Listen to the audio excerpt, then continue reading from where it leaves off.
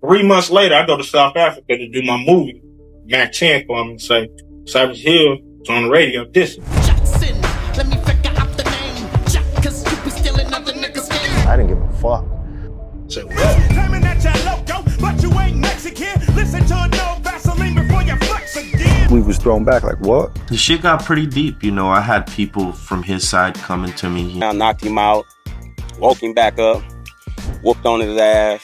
Somehow his chain fell in my hand. I don't know how I got in my hand, but My daddy was a gangster, and that's how he instilled that in me. You ride with your nigga. and hold it all up into the crowd. Crowd go crazy. They go bananas off of it. And we're like, well, shit, let's take pictures with it. Nigga, you didn't take the chain. Nigga, why you wearing it? They would not want to see Cypress Hill in LA. They get ran the fuck out of LA.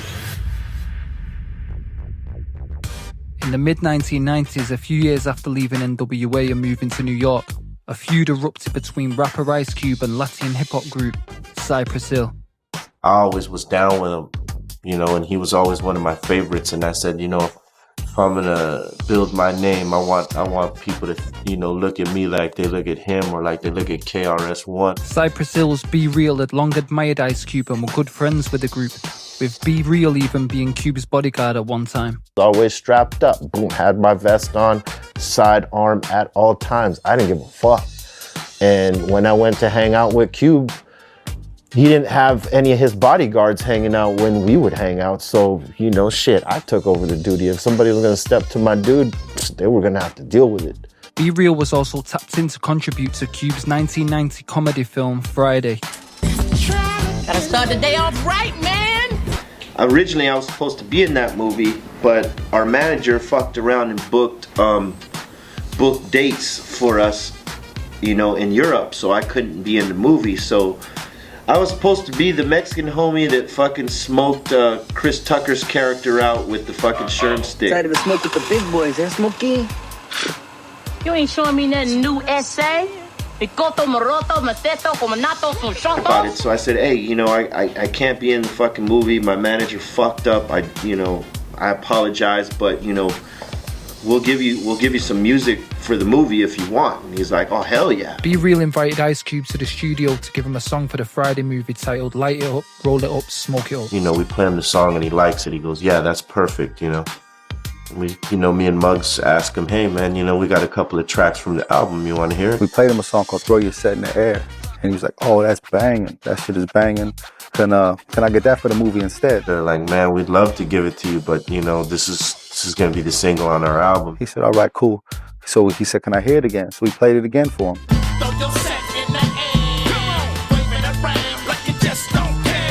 Played it for him a couple of times over because he wanted to hear it again. You know, we was kind of like half-ass listening to him, half-ass talk.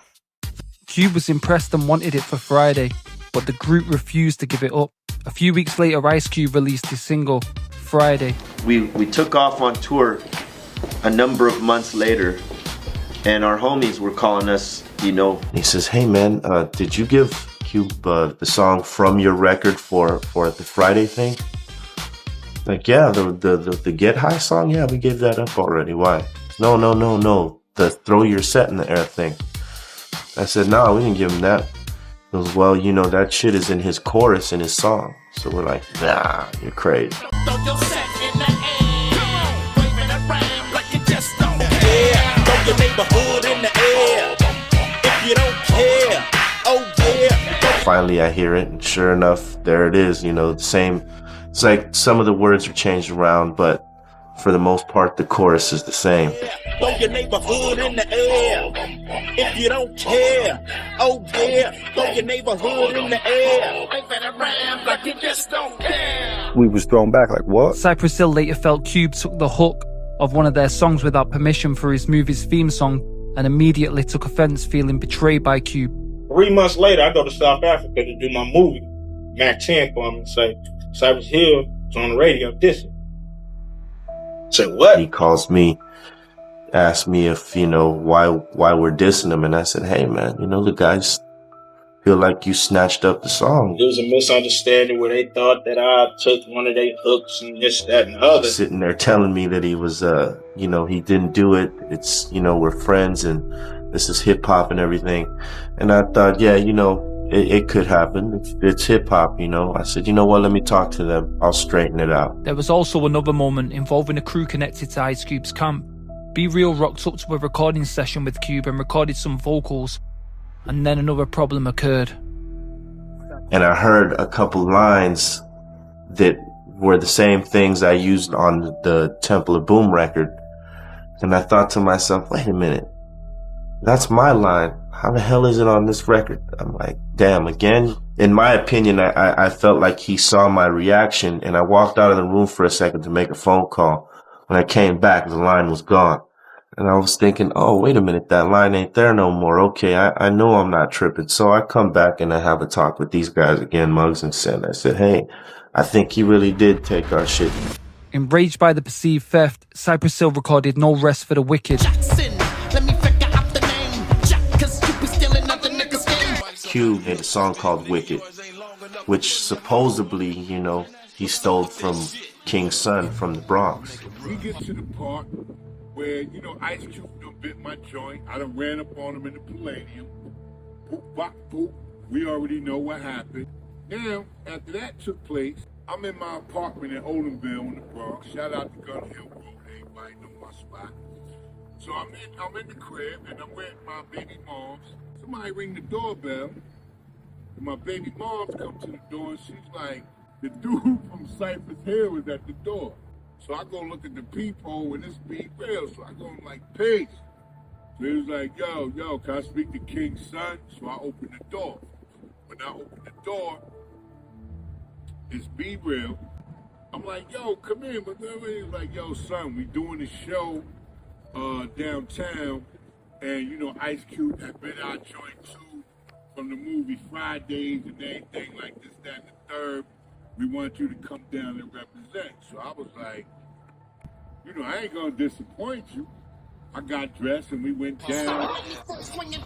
Making it clear that the target was Cube, this marked the public start of the beef. I remember Cube told me, man, these Cypress Hill niggas is tripping. And I said, I thought them was your homies. Cause they was down. And he said, yeah, I thought they was my homies too, but them niggas is dissing. You know what the fuck I'm talking about? You know, me, I don't run from no challenge from nobody. You know, even though we was dogs, you know, I feel like they should be dealt with the worst. Oh yeah. It ain't over, motherfuckers. Ice Cube, now backed by his West Coast supergroup Westside Connection with Mac 10 and WC, retaliated on their debut album Bow Down in 1996. They dropped King of the Hill, a diss track attacking Cypress Hill, and asserts Cube's dominance as King of the Hill. Every few years, niggas think they can deal with the real. Now I got to fuck Cypress Hill. King of the Hill was basically the diss against us with him and Mac 10. I had never met Be Real, Muggs, Sin Dog, nobody from Cypress Hill. And they was blood. But I was with this nigga, so I didn't give a fuck. And it was a pretty good diss, you know. I had to give it up on that one. It was all right. WC refused to participate in the dissing of his friend Cypress Hill, so the diss track came mainly from Cube and Mac 10. We was homeboys. So if you notice, Dub C ain't on that record. Dub told me that he knew them, and that's why he stayed out of it or whatever. Cause I don't give a fuck if I know you or not. That's the way I was raised, though. My daddy was a gangster, and that's how he instilled that in me. You ride with your nigga, right or wrong. Talk about and tell a nigga how wrong he was later, after the fact. But if it's going down, nigga, you gotta ride with him. Fuck everybody who really ain't really who in our way. Now what? You hip hop hippies? How you fucking junkies think you gonna pump me and chill and deal with the fact that you ain't got enough skill to kill the King of the Hill? The most difficult part about that shit was to say something about Sin Dog. Sin even had a conversation with Cube and said, Cube, man, I remember no Vaseline. I ain't got nothing to do with this shit. And we still went on him, because that's how gangster it was at the time. And we didn't know was that a setup or what. So we just covered all bases. Fuck Sin Dog too. I already knew about the disc before it came out. I had the lyrics sent to me from unknown sources. The day after it came out, B just took their beat and killed them on it. Not to be outdone, Cypress Hill answered back again with Ice Cube Killer, an unofficial diss track aimed squarely at Cube and Westside Connection. Basically did what Cube had been known to do other people, you know, which is jack their beats and just diss the shit out of them over it, you know? Give me that beat, bitch! We are at war! Ding, ding, motherfucker! In it, Be Real does a crazy verse on Cube, including an intro by a Cube sound-alike to make a joke of him, escalating the beef to its peak. I thought that shit was whack. That shit couldn't fuck with King of the Hill. They dissed me at the LA Sports Arena car show, you know, with like 40,000 people there, you know. And then I did some shit in the Bronx on Rap Sheet's pay-per-view where I had his shirt crossed out with a big red X. The feud didn't stay confined to music. The bad blood seeps into the streets and media. Shit got pretty deep, you know. I had people from his side coming to me, you know. At the Power 106 Powerhouse concert, Westside Connection was met with hostility. Some angry fans, reportedly many Latino Cypress Hill reporters, hurled bottles at Cube's group on stage. A lot of the Latin people were like, hey man, you know, we're gonna ride for you on this one. You just say the word. They would not want to see Cypress Hill in LA. They get ran the fuck out of LA. Dead up. The essays rule the streets in LA. Give me that beat, bitch! Knocked him down, knocked him out, woke him back up, whooped on his ass. Somehow his chain fell in my hand. I don't know how it got in my hand, but it fell in my hand. Then all of a sudden his Rolex started jumping off and coming into my hand. I don't know how that happened. Fan-base reacted. Crowd go crazy. They go bananas off of it. And we're like, well, shit, let's take pictures with it. Nigga, you didn't take the chain, nigga. Why you wearing it? What you proving, nigga? How many brownie points you getting for that, nigga? You didn't take it. That's the way I felt at the time. It was a pretty interesting time because, you know, it created a lot of split here in LA between black and brown, you know. Rather than hide the incident, Solo flaunted it. That same night, Cypress Hill had the show at LA's House of Blues, and Fontino showed up wearing Ice Cube's stolen chain in front of the crowd alongside Be Real. This was a clear signal of victory on Cypress Hill's behalf. The chain snatching was not a random robbery. It was tied to the ongoing rap beef between Cypress Hill and Cube. Solo was effectively acting on behalf of Cypress Hill. The altercation became part of the Cube vs Cypress Hill feud narrative, proving that bad blood had spilled from wax to real life. Remarkably, no police reports or legal actions emerged from the brawl. It remained an off-the-street record incident. However, word of the fight spread quickly in the East Coast rap community. It was an embarrassing story for Ice Cube, one of the era's biggest rap stars, and for years it lived as an underground rumour. The chain snatching became a well-known proof of just how intense the Cube vs Cypress Hill feud became. Within Cypress Hill's circle, it was seen as payback for Cube's diss tracks and comments.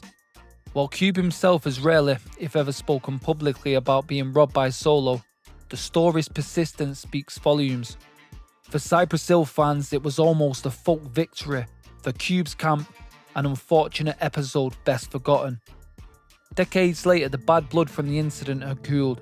Sean Fontino had since made peace with Ice Cube, just as Cypress Hill did. In 2013, when Fontino's role as GTA 5's Franklin brought him back into the spotlight, many gamers were stunned to discover the man voicing Franklin had once knocked out Ice Cube in real life. The story was covered by news outlets and quickly went viral on forums and social media, adding to Fontino's character. In a way, it enhanced the credibility of GTA. Rockstar Games had intentionally hired a real former gang member, like Fontino, to voice characters for authenticity. The fact that one of their voice actors actually lived a gangster moment became a compelling trivia point. Within the hip-hop community, the revival of this story prompted nostalgia for 90s hip-hop. Somebody gave me B Real number and said B Real want to holler at you. He asked me, you know, so what's it gonna take for you and Cube to squash this? I said, you know, just like you, all he's gotta do is call me and, you know, we'll talk it out. And I explained to him where I was coming from. Nigga, I don't got nothing to do with it, but that's my homeboy and I'm riding with him. And he said, you know what, homie? I can respect that. I can't even be mad at you. I respect that. If that's where you coming from with it, Mac, I respect that. Cube called me like on, I think it was January 1st in 97. Like, you know, hey, what's going on, man? Let's talk this thing out, you know? And so I said, yeah, all right. Before we talk this out, this is why I did what I did, because I want you to really know that you know, this ain't for nothing. The shit we've been talking is pretty heavy, so we can go on, keep doing this, and sooner or later we'll run into each other. You know, it's a small world, you know. If you want to squash it right now, we can squash it. I'll never say any fucked up thing about you as long as you stick to that too, and we'll be friends again, and maybe shit, we'll work together and do something. If we see Be Real right now, he can come hang with us right now, man. It's cool. For real, because we got past the shit. I like Ice Cube show. I'm a big fan. I was bumping it today, I'm telling you. It's in my CD thing right now. Definitely, there's no beef whatsoever. I mean, when I squashed it with him and I you know, I said my piece, that was it. You know, Mac 10 too, you know. On the 1st of January 1997, Be Real and Ice Cube officially squashed their beef, putting an end to the Cypress Hill vs. Westside Connection war. As a public sign of reconciliation, Ice Cube and Be Real teamed up along with others on Shaquille O'Neal's 1997 single, Men of Steel. I keep it real. No more beef with Cypress Hill. Now we super friends, making super ends. This collaboration featuring Cube and Be Real trading verses on the same track proved the hatchet was buried. I mean, we done had our share of problems, you know, but, you know, we working together to work that out, you know, and, you know, maybe if the public see us work out our problems, they'll work out their problems. You know, it's a lot of problems here, you know, in Southern California, you know, with blacks and Latinos and this, that, and the other. Right. And, you know, and hopefully this right here just be that stepping stone to get everything squashed between the black and the brown. Definitely. I mean, you know, both of us, you know, we have a lot of influence on our communities and everything with our music and the stuff we got to say. So, you know, we was beefing each other for so long and it was confusing people. And we need to be down together rather than confusing each other and confusing our audience and all the people who are listening to what we got to say. Right. So, you know, it's like we needed to put aside our differences and look at the bigger picture. We go back a ways. We were friends and you know, real tight and everything. And Cypress Hill and Ice Cube performed together on tour dates, something unimaginable at the beef's height. It didn't start over diss tracks, it started over trust. Time eventually did what pride couldn't. They squashed it. And the craziest part, it all circles back to the movie Friday, a movie that became a classic. I'm through with this shit. That it went from music to real life. Sometimes it's so real it ends up sounding like a GTA mission. Hey, come on, bro. Don't do that. Who you trying to get crazy with this scene? Don't you know I'm loco?